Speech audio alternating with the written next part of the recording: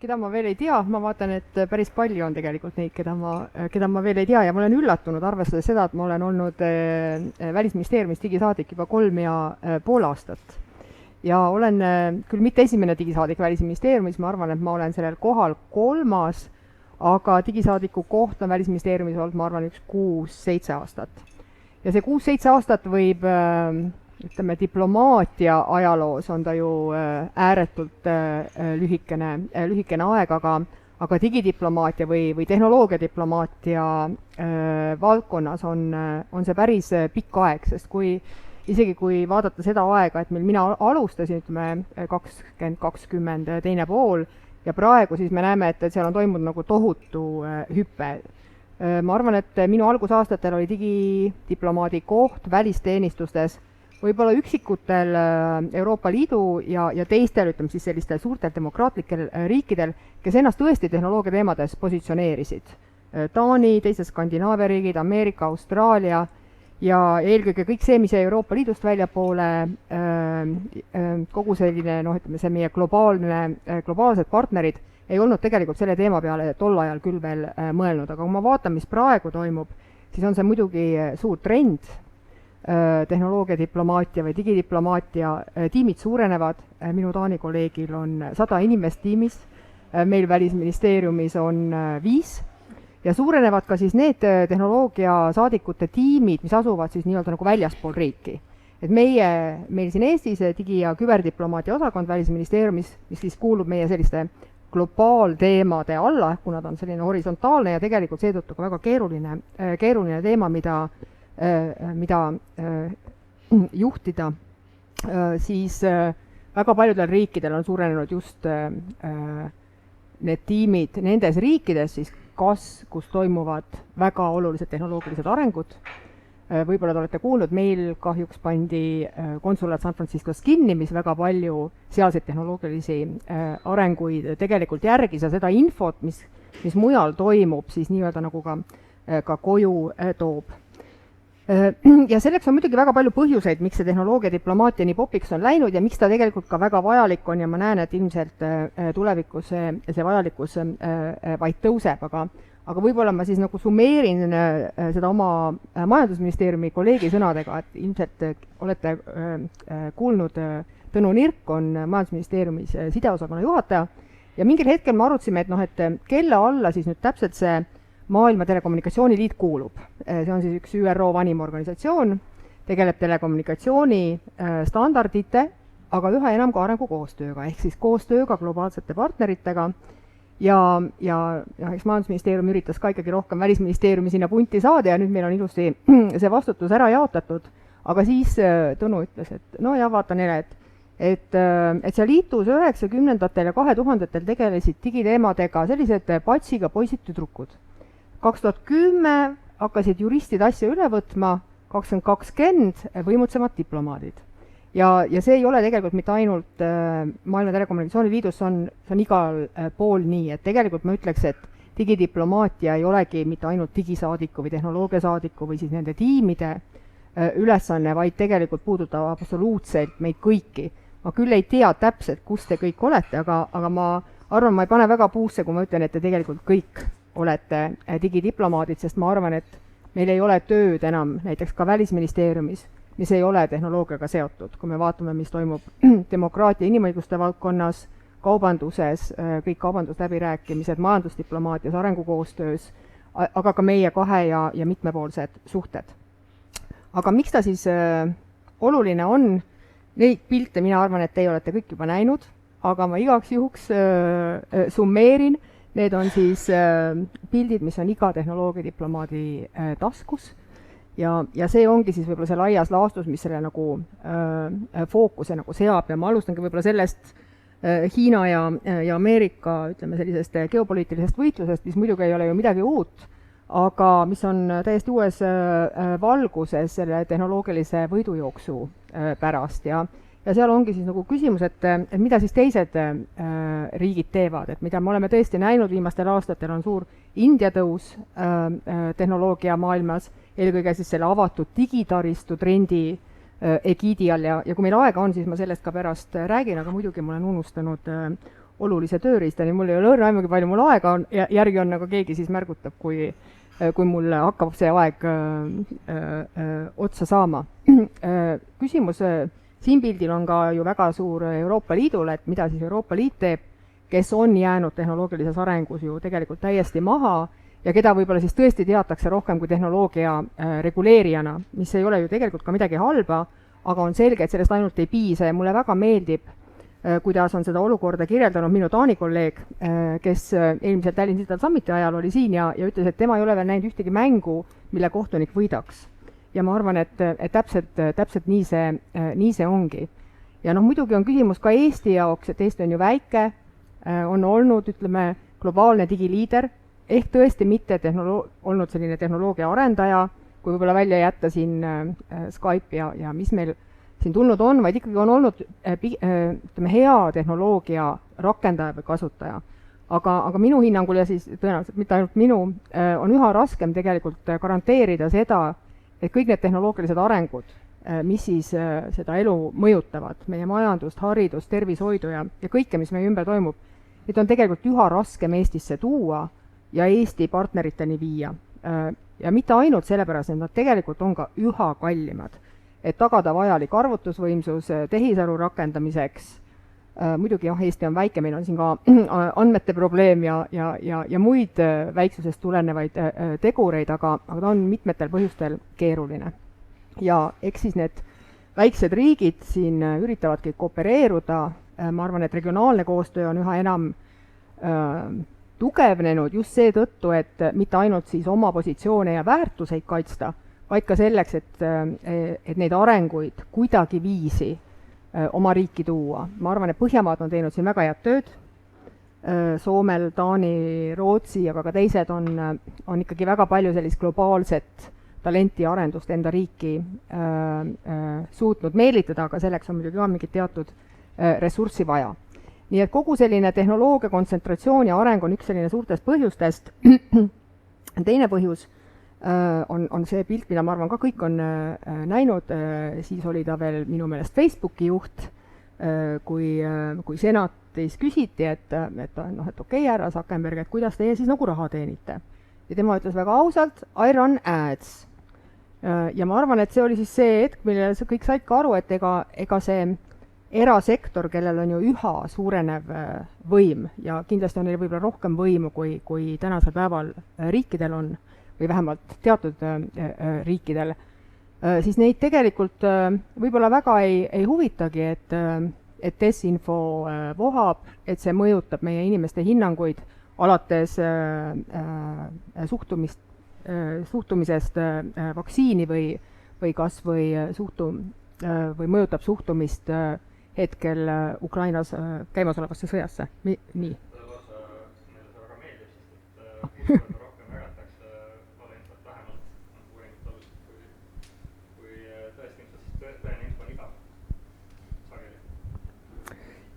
Jah, ja ühesõnaga, ma ei saa muidugi Märdile siin vastu vaiad ja kõik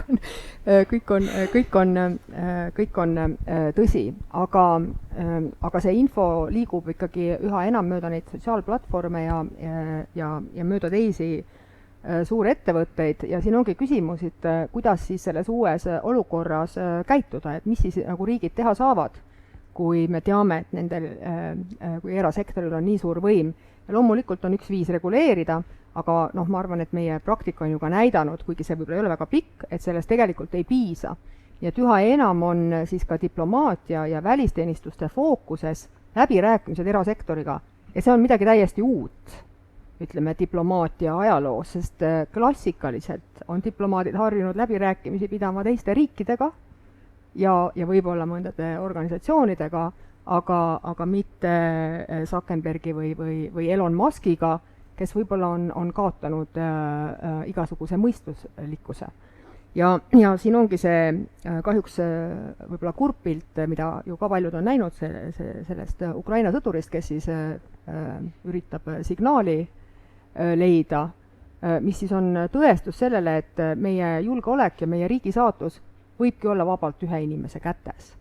Ja see on täiesti uus olukord. Loomulikult see ei ole see, ütleme, võib-olla see Eesti mängumaa, nendes läbirääkimistes suurte ettevõtete ja väga oluliste persoonidega ei ole ju Eesti üksi, et seda me teeme oma suurte partneritega ja ma arvan, et siin me ilma Euroopa Liiduta tegelikult väga palju ei teeks, aga on tehnoloogiadiplomaate, kellel see on suuresti agendas, Austraalia, Ameerika, Taani, väiksemal määral võib-olla ka Holland. Ja mis selle siis nagu võib-olla kokku võtab, et mis siis kõiki tehnoloogiadiplomaate tegelikult ühendabki see, et kuidas me selles maailmas, kus see tehnoloogiline, ütleme võib-olla see lõhe ju tegelikult suureneb, kuidas need ohud on suurenenud ja üha raskem on tegelikult selle arenguga kaasas käia, et kuidas me siis ikkagi tagame selle, et kõik meie inimesed oleksid seal kaitsnud, et nad tunneksid ennast seal hästi ja et nad kõik oskaksid neid tehnoloogiaid kasumlikult kasutada. Et see on võib-olla selline üldine raamistik, ütleme, tehnoloogia diplomaatidele. Loomulikult on meil siis kõigil mingisugused oma sellised nišid või oma tugevused, mille me rõhume ja nende juurde ma tulen ka kohe. Ja siis räägin sellest, mida Eesti teeb, mida siis Eesti rõhub nii palju, kui ta saab. Aasta alguses on Välisministeeriumis vastu võetud ka digidiplomaatia strateegia või selline aluspaber, mis siis paneb meie, ütleme, põhifookused paika. See on Välisministeeriumi enda, ütleme, selline töödokument, aga sellele siis ikkagi järgneb loodetavasti ka vastuvõetav Eesti riigi välispoliitika, et ma arvan, et kogu seda meie maastikku korrastada, aga et ka võib-olla seda fookust natukene sättida. Nii, aga kui rääkida võib-olla natukene trendist, ma pisut illustreerisin seda, ma väga pikalt ei taha sellest rääkida, kui kellelgi on huvi, siis ma lihtsalt ütlen, et on muidugi mingid riigid, kes ennast selles teemas on väga hästi positsioneerinud, kuigi mitte küll väga kaua, aga näiteks Norra keskendub tõesti ainult tehnoloogiale arengukoostöös ehk koostööle globaalsete partneritega, et neid rohkem enda juurde saada ja võib-olla siis vähendada seda võimalust, et nad meie idapartnerite tiiva alla lähevad. Aga on ka Holland mingil hetkel, kes tõesti keskendus ainult kaubandusele, mis on neile olnud väga oluline teema, aga üha enam, ja see on olnud ka, ütleme, lähtekoht Eesti ja Euroopa Liidu digidiplomaatile, minule see tõesti väga meeldib. Selle ideega küll tuli ka välja Taani ja seal oli 6 kaasalgatajat, Eesti oli üks neist, kes siis ütles, et Euroopa peab tugevamalt olema tehnoloogia teemades oma kanda kinnitama ja selles ei piisa sellest, et me siin eraldi vaatame digiarengukoostööd ja demokraatiat ja julgeolekut, et me peame selle pildi kokku panema ja tehnoloogiale lähenema horisontaalselt, samamoodi tehnoloogiadiplomaatiale. Et kui me näeme tehnoloogilisi arenguid, siis see mõjutab meie majandusdiplomaatiat, arengukoostööd ja panna see pilt nagu või see pusle kokku. See ei ole muidugi lihtne, see ei ole ka Euroopa Liidule lihtne, kes ei ole tegelikult seni digidiplomaatia strateegiat ja tegevuskava välja töötanud, aga kui kellelgi on huvi, siis ma soovitaks vaadata seda Euroopa Liidu digidiplomaatia ebapaberit ja ka nõukogu järeldusi digidiplomaatia kohta, mida me siis iga aasta uuendame juunikuus. Ja seal tuleb, ütleme, selline tegevuskava ja siis kõik liikmesriigid ja ka Euroopa institutsioonid annavad aru. Aga see on, ütleme, võib-olla selles mõttes keeruline, et Euroopa välisteenistus, kes siis võib-olla tõesti ohjab seda protsessi, neil ei ole tegelikult teavet nende tehnoloogiliste arengute kohta ja see on ju ka meie kõigi ühine, ütleme, selline suur väljakutse, et kuidas siis kõik need diplomaadid, kes ei ole võib-olla oma 20-30 aastase staaži jooksul eriti nende tehnoloogia teemadega kokku puutunud, et kuidas nad nüüd mitte ainult aru ei saa, et nad peavad seda tegema, vaid et nad tegelikult ka seda teevad. Mis on seda pilti võib-olla Euroopa Liidus natukene nagu mõjutanud, sest DG Connect, kes siis vastutab Euroopa Liidu digiarengu eest, on võtnud üha enam rolli selle välispoliitika kujundamisel, aga samas ei tea tegelikult neid geopoliitilisi mänge ja aspekte, nii et seal on päris palju, ütleme, paika loksutamist, välja on käidud, et võiks olla digidiplomaatia töögrupp, aga ma arvan, et selle loomiseni me vähemalt seni ei jõua. Võib-olla kui uutematest strateegiatest veel rääkida, kui keda huvitab, siis Taani tuli välja eelmine kuu oma, ma arvan, minu meelest teise tehnoloogiastrateegiaga ja USA tuli ka välja oma digi- ja küberstrateegiaga, mis on siis nende välispoliitiline prioriteet siis sellest aastast alates. Loomulikult neil on seal muud mured alates tarneahelatest, mis mõjutab kogu nende majanduse toimimist tegelikult, kuni samamoodi siis leviva desinfo ja muude probleemideni. ja ma ei räägi muidugi küberrünnetest, mis on ju tänapäeval juba tavaline osa meie igapäevaelust. Aga ma võib-olla nii palju ütlen, et kui algselt see digidiplomaatia vaatas selliseid, kuidas me, sest meil on ju Välisministeeriumil ka küberdiplomaat, siis me, ütleme nii, vanasti jagasime neid rolle nii, et mina tegelesin kõige heaga ja kübersaadik tegeles kõige halvaga, siis enam ei ole see tegelikult nii, sellepärast et väga raske on öelda, mis ajas siis nüüd see tehisaru mõjutab demokraatiat ja majandust ja mis ajas saab sellest julgeolekurisk. Et viimased 1,5 aastat me oleme olnud koos küber- ja digidiplomaatia ja ma arvan, et see on tegelikult olnud õige samm, sest väga paljud need arengud on omavahel seotud. Nii, kui palju ma olen nüüd juba rääkinud? 10 minutit on veel, okei, siis ma olen liiga palju rääkinud. aga ma võib-olla sellest ei räägigi, et ega see digivälispoliitika ei sea mingisuguseid selles mõttes uusi eesmärke, et need eesmärgid on ikka samad. Tagada meie inimeste heaolu, tagada Eesti heaolu ja tagada siis ka Eesti julgeolek. Me lihtsalt teeme seda küberruumis. Ja meil on paika pandud 5 tegevusliini ja ma loodan, et siin võib-olla on sellist puutekohti audientsiga võib-olla natukene rohkem kui minu selles eelnevas 20-minutilises jutus. Et see esimene, ütleme selline suur tegevusliin, mis meil selles digidiplomaatia paberis prioriteediks on loomulikult e-Eesti globaalne maine ja see, et Eesti on jätkuvalt tuntud kui edukas digiriik. Ja ma ei tea, ilmselt ma ei kogu nüüd väga suurt populaarsust, aga kui me vaatame, mis maailmas toimub, siis ja seda, kuidas meie seda e-Eesti müüki oleme näinud, siis me ikkagi pigem oleme keskendunud sellele, et me räägime sellest, kui hästi meil siin läheb. Kui meil on personaalsed teenused, meil on personaalne riik, meil on hästi toimivad teenused, inimesed kasutavad neid, meil on hea usaldus, meil on väga head ettevõtted, kes on aidanud meil seda kõike teha, siis minu hinnangul on täiesti selge, et sellest absoluutselt ei piisa tänasel päeval, et maailmas pildil püsida. 2 nädalat tagasi oli ERIG Akadeemia korraldatud konverents, kus ma olin lõunalauas Tiit Riisalo ja siis terve rida erinevate ministrite ja muude tähtsamate tegelastega, väga erinevatest Aafrika, Aasia, Ladina-Ameerika riikidest. Ja see keskustelu ei keskendunud üldse mitte sellele, kuidas digitaliseerida teenuseid, vaid see keskustelu oli puhtalt geopoliitiline. Neid huvitasid kõik need uued probleemid, mis meil siin maailmas ühiselt on. Kuidas me tagame selle, et infrastruktuuri arengu, mis kõiki neid uusi tehnoloogilisi arenguid toetab, kuidas me korraldame pilveteenuseid, kuidas me tagame oma suveräänsuse, kuidas me suudame tagada selle, et meil on vastav arvutusvõimsus või isegi kuidas me tagame merealuste kaablite kaitse. Sest selgus, et Aafrika riigid, eelkõige, kes siis seal ookeani ääres on pidevalt samasuguste probleemidega hädas, nagu meie siin mõni kuud tagasi oleme. Mis tähendab siis seda, et või kuidas me üldse haldame neid tehnoloogiaid globaalselt. Sest ei piisa ju ainult sellest, et Euroopa Liit reguleerib midagi ja võib-olla keegi reguleerib midagi veel, sest tehnoloogia piire ei tunne ja need probleemid on meil tegelikult ühised ja vajavad ühiseid vastuseid. Ja need on kõik väga keerulised teemad, osaliselt me jälgime neid teemasid Välisministeeriumis, ilmselt väga paljud teised teevad seda ka, aga ma arvan, et kindlasti mitte piisavalt. Ja see ei ole muidugi mitte Eesti probleem, et meil ei ole ressursse tegelikult kaasas käia nende arengutega, see on ka Euroopa Liidu probleem. Et kui minna nüüd võib-olla selle teise teema juurde, mis siis tõesti on, ütleme siis digi- ja küber osakonna nii-öelda vastutada, sest see esimene ei ole ju mitte ainult Välisministeeriumi ülesanne, siin ongi ju juhtasutused hoopis kuskil mujal, meie lihtsalt Välisministeeriumis toetame sellega, mida meie Välisministeeriumis näeme, mis toimub maailmas, aga ja võtame siis seda infot ka teilt kõigilt, et meie diplomaatidel oleks midagi välismaailmas jagada. Aga selles teises tööliinis ma ütleks, et on ka Euroopa ettevõtted tegelikult pildist maas.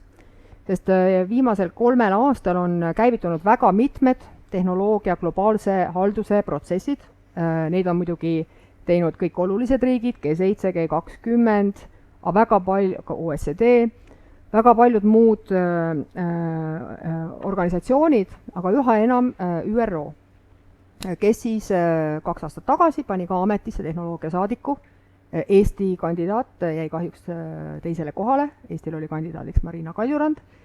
Selle konkursi võitis India kandidaat, väga teenekas ja väga hea diplomaat, inseneri taustaga Amandeep Gill, kes on alustanud siis ÜRO peasekretäri nii-öelda nagu palvel või kutsel 2 väga olulise protsessiga. Üks on, võib-olla panen siia, siis tulen selle juurde nagu tagasi.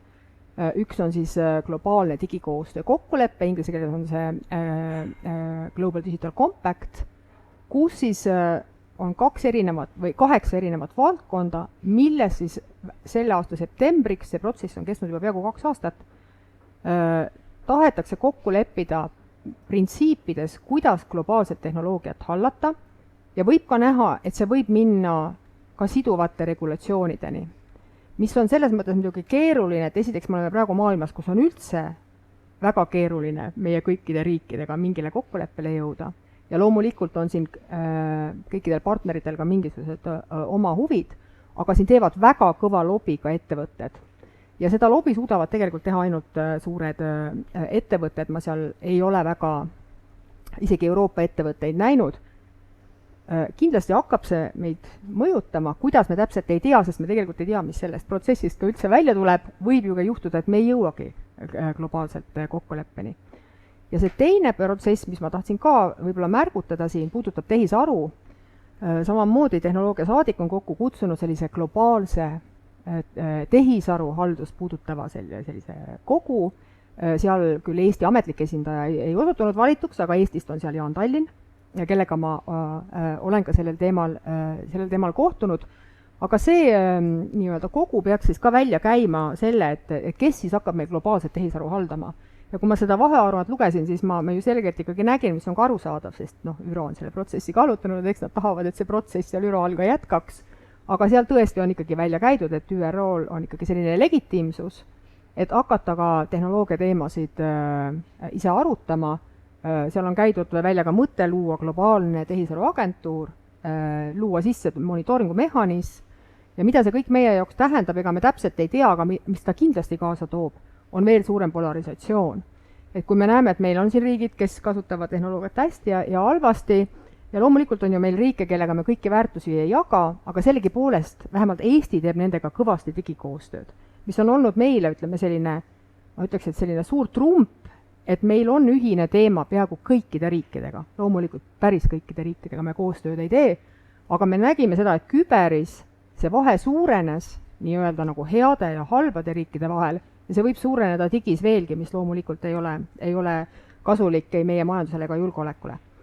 Aga siin ma toon võib-olla paar aspekti, kuna ma näen, et Jana on ka ITL-ist ja ma ei tea, kas siin keegi ka arengukoostööga tegeleb, siis lisaks sellele 2 meil on 3 olulist valdkonda veel, mitte kõigega, mitte selle eest ei vastuta enam digi- ja küberdiplomaatia osakond Välisministeeriumis, vaid meil on teised asutused ja meie töö on pigem nagu seotud.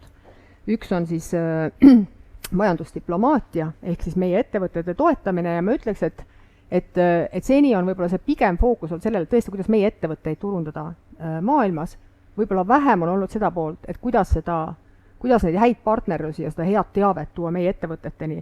Jaana saab muidugi öelda, kas see vastab tõele, kas see vastab tõele või mitte meie ettevõtete silmis. Aga ma sellest vist rohkem väga pikalt rääkida ei saa.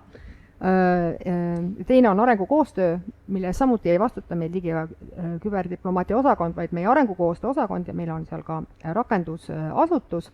Aga meie ülesanne on siis vaadata tõesti, kuidas need globaalsed protsessid ja mingisugused trendid, mis seal toimuvad, näiteks avatud digitaristu on üks selline globaalne trend viimased 3-4 aastat olnud, India sise- ja välispoliitilisi prioriteete toetav, aga meie ülesanne on siis vaadata, kuidas Eesti ennast nendes trendides positsioneerib, sest on selge, et me ei mõjuta neid.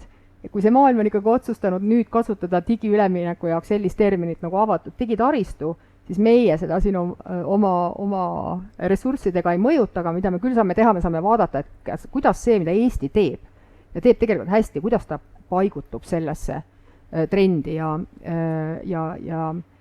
ütleme, selle avatud digitaristu trendi paigutub Eesti väga hästi just kõikide nende printsiipidega ja selle loogikaga, kuidas me seda tehnoloogiat oleme üles ehitanud, et meie identiteet on korduvkasutatav, XD ja nii edasi, et natukene ka see GovTech trend tegelikult, millest siin eelmises paneelis räägiti, haakub ju ka sellega, et seal ei ole tegelikult midagi uut.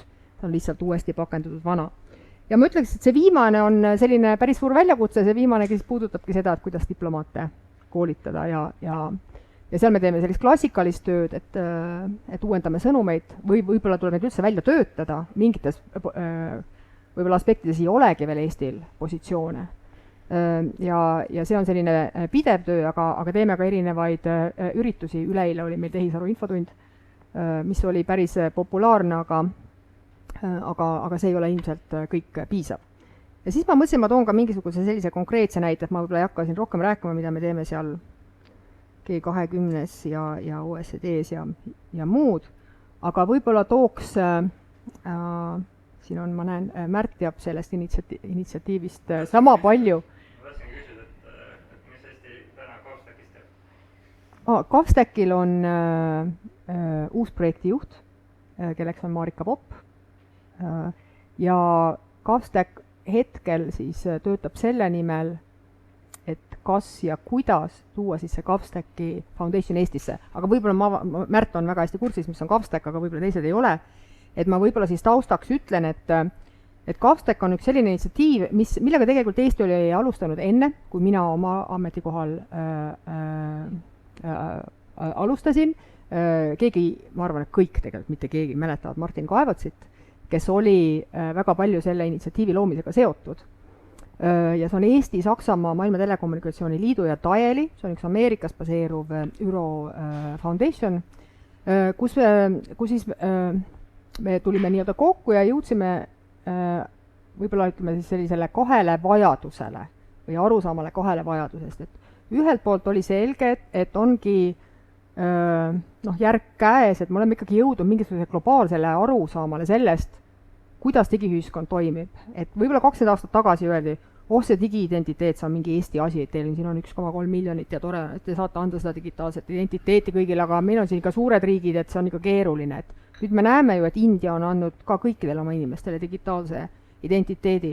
Et sama on ka XD-ga, et ju öeldi, oi, see XD võib siin teil siin Eestis olla, aga meil on siin ikka suured riigid ja teised mured aga kui me näeme, see ei ole, ütleme küll X-Road, vaid on see, ütleme, selle kommertsversioon Ukrainas, aga me näeme ka, ütleme, X-Roadi näiteks vabavaralisena ju Argentiinas ja teistes, näiteks Ladina-Ameerika riikides tööl ja eelmine nädal just kohtusin Argentiina digiministriga, kes seda väga kiitis. See võis olla muidugi ka lihtsalt viisakus, aga ta selle ikkagi välja tõi. Ehk me oleme jõudnud mingile arusaamale, et meil on kõigil mingid komponendid, mida me vajame. Identiteet, registrid, makselahendused, seal on igasuguseid muid asju, mida võib-olla teised teavad paremini ja me ei pea tegelikult neid kõiki iga kord ise arendama, et me saame tegelikult taaskasutada seda, mis on olemas, me saame neid muuta, ma ei tea, teeme rohelisemaks, suuremaks, väiksemaks. Aga teine, ütleme, ajend sellele initsiatiivile oli see, et kõik need põhjused, mis me enne rääkisin, see on ka põhjus, miks Välisministeerium selle projektiga seotud ongi see, et üha enam me näeme sellist autokraatlikku tehnoloogia kasutust, et me oleme seda GovStacki siis nii-öelda lükanud selliste demokraatlike väärtuste suunal. Ehk see, kuidas meie oleme seda digitaliseerimist näinud, mis toetab demokraatlikke printsiipe ja mitte siis võib-olla seda tehnoloogia pahatahtlikku ärakasutust. Ja see projekt on nüüd kestnud 3 aastat, meil on need 4 partnerid, seal ei ole seni olnud ühtset sellist keskust, kes seda juhib, me oleme seda teinud konsensuslikult, see on, ütleme, selline päris karm diplomaatiline harjutus 4 partnerit koordineerida ja see tööle saada. Aga GovStacki rakendavad mitmed riigid, STEV, kes on siis meie arengukoostöö agentuur, on nende rakendusprojektide juht ja sellel aastal me suurendame ka Eesti rolli selles projektis. Ja ka Eesti ettevõtted on selle projektiga seotud olnud, kas siis läbi tehnoloogiliste töögruppide või ka siis mõnede hangete, mida on võidetud, et Nortal on võitnud GoFo, mis küll ei ole, ütleme, 100% Eesti ettevõte, aga ja vist ka Actors, kui ma ei ole, aga võib-olla mitte, ma Kedit ei näe enam, et Kedi on ära läinud, et ta saaks öelda, aga kindlasti on ta tehnilistes töögruppides eksperdina osalenud. Et see on võib-olla selline konkreetne näide ühest rakendusprojektist, mis toetab siis kõiki neid suuri eesmärke, mille nimel me töötame. Ma läksin üle aja, jah. Aga minu poolt võib-olla on kõik, ma kõike ei jõudnud, me teeme siin veel erinevaid asju aastal 2024. Aga mina olen olemas ja minu kõik kontaktid võib jagada, need on muidugi olemas ka veebis. Jaa, absoluutselt. Kas on küsimusi neile?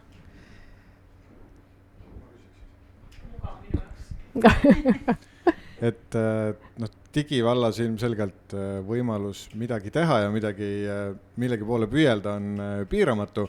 Kas Eestil on ka mingisuguseid nagu konkreetsemaid, lühiajalisemaid nagu prioriteetsemaid eesmärke just selles valdkonnas, mida just ekstra taga aetakse ja püütakse saavutada? Välispoliitikas, jah. Ja ega praegu meil ongi, ütleme, loomulikult on meie fookuses Ukraina, aga ma ei ole seda siia saidile pannud. Ja meil on 2, ütleme, sellist koordinatsioonimehhanismi. Üks on Tallinna mehhanism, see nüüd puudutab küll rohkem küberit, see on ka meie osakonna koordineeritud, aga meil on siis enam-vähem natuke ära jaotud, et digiteemad on minu all ja küberi asjad on nagu meie kübersaadiku Tanel Sepa all, kuigi päris nii see ka iga kord ei ole. Et Tallinna mehhanism on kindlasti üks meie prioriteetidest lähitulevikus ja see on põhimõtteliselt küberabi doonorite koordinatsioon Ukrainale. Selles põhimõtteliselt ei ole ju tegelikult midagi uut. Ukraina on ikkagi aastaid suutnud ise seda doonorite abi enda heaks koordineerida, aga praeguses olukorras on see vajalik. Et see võtab päris palju aega, on ka IT-koalitsioon, see on samamoodi Ukrainale suunatud ja see koordineerib siis laiemalt IT-abi, aga rohkem ka, ütleme siis sellise kaitsefookusega on see, mis on minu või siis meie, ütleme, lähituleviku eesmärgid ongi tegelikult 2. Üks on siseriiklik, sest kõike ei jõua, kuna digidiplomaati rohkem vaatab välja, aga väga palju tööd on vaja teha ka sisemiselt, et me olemegi see aasta võtnud rohkem fookusesse ka meie, ütleme, sisemised tegevused, mis ongi suunatud meie diplomaatidele. Et me töötasime välja tehisaru jutupunktid, mis tuli peaaegu nagu pool raamatut, kus me need erinevad valdkonnad kokku koondasime. Kui teil on kellelgi, kui ma ei tea, mis valdkondadest te kõik olete, kui näiteks on mingid valdkonnad, millega teie kokku puutute, haridus, tervishoid, põllumajandus, kui teil on mingid use case või midagi, mida te tahaksite, mida võiks nagu levitada või mida meie diplomaadid peaksid teadma, andke mulle aga teada. Lisame sinna. Ja teine on ka laiem digidiplomaatia koolitusprogramm, aga see ei ole mida ainult siis siseriiklik, vaid ka väljapoole, sest me oleme aastaid korraldanud küberdiplomaatia suvekooli, eelkõige globaalsetele partneritele, aga mitte, see ei ole arenguriikidele ainult, see on kõikidele meie partneritele, aga üha enam on vajadus selle digidiplomaatia järgi, eks ta on natuke keerulisem valdkond ka, seal ei ole ka asjad nii paigas ja see on see, mille me ka välja töötame sellel aastal. Ja siis see Eesti digidiplomaatia strateegia. Ja ma arvan, et selle väärtus on võib-olla tõesti pigem siin, et me kõik rohkem üksteist teaksime, kui me seda praegu teeme. Aga välispoliitiliselt on see ÜRO digikoostöö kokkuleppe, sest tuleviku konverentsi ajal võetakse see vastu ja see on päris oluline protsess. Ma muidugi ütlen, et tegelikult ongi kriitiline aeg, sest ka globaalne internetihaldus vaadatakse üle. Seda vaadatakse üle iga 10 aasta tagant ja see vaadatakse uuesti üle järgmine aasta ja on tõesti oht, et see praegune süsteem, mida ka Eesti ja teised demokraatlikud riigid toetavad, et ta oleks kõiki sidusgruppi nii-öelda nagu kaasab. Ma ütleks, et see ei ole sugugi kindel, et see nii jätkab, sellepärast, et on ikkagi väga palju riike, kes tahavad selle viia ainult riikide põhiseks otsustuseks.